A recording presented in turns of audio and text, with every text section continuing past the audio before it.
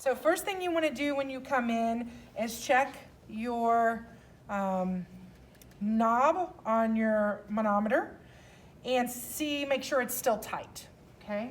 It may be, may not be. But then you are going to need to release your lock. Then you're going to start your releasing of the pressure. I just kind of do it slowly.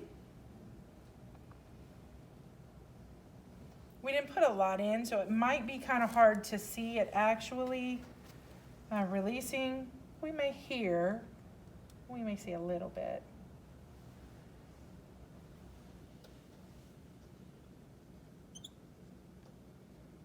You can tell by the crease on the side that she deflated it. Yeah.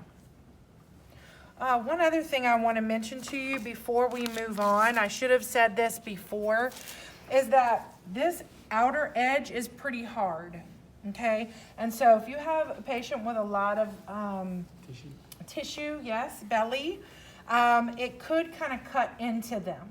So one of the things you could do is get a washcloth or get a 4x4 and just kind of tuck it to make it a little bit softer and a little more comfortable for them.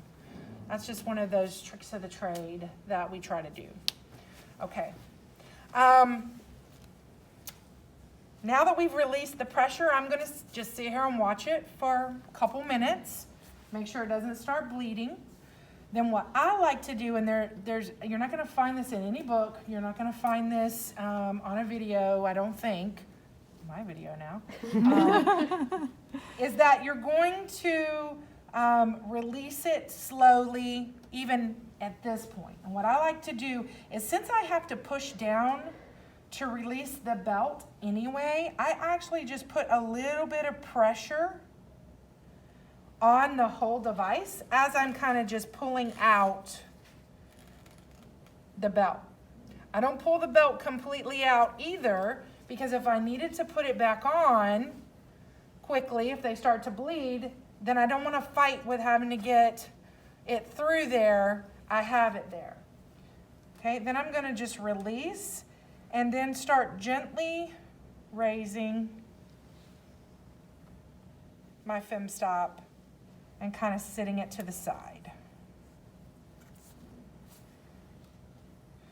I'm going to feel around gently to make sure there's no hematoma. Watch it a few more minutes. Be done with it, okay? Now, then to just finish removing it, just going to pull that belt the rest of the way out. Unless it's like almost ambulation time, I might even just leave the belt underneath them and set this somewhere in the room just in case they had to throw it back on them. Cover them up. Remind them still no moving, okay? It's going to be 2 more hours, but at least we've got this little pressure off of you. Again, if you feel anything warm, wet, sticky run down your leg, you're going to call for the nurse right away. If you feel a stinging or burning sensation like swelling, you're going to call for the nurse. Make sure they have a nurse call bell close to them. Depending on where they are, they could yell out for help if they're in like a holding area that has just curtains like what we have set up here. And there are some labs that have that in their holding area. And let the nurse know, you removed it, and then put your side rails back up, and you're good to go. You want to get that one for me? Okay. Do this one. I don't know. This one works. So, Do this. do those both go the same way? This one goes. This one. This one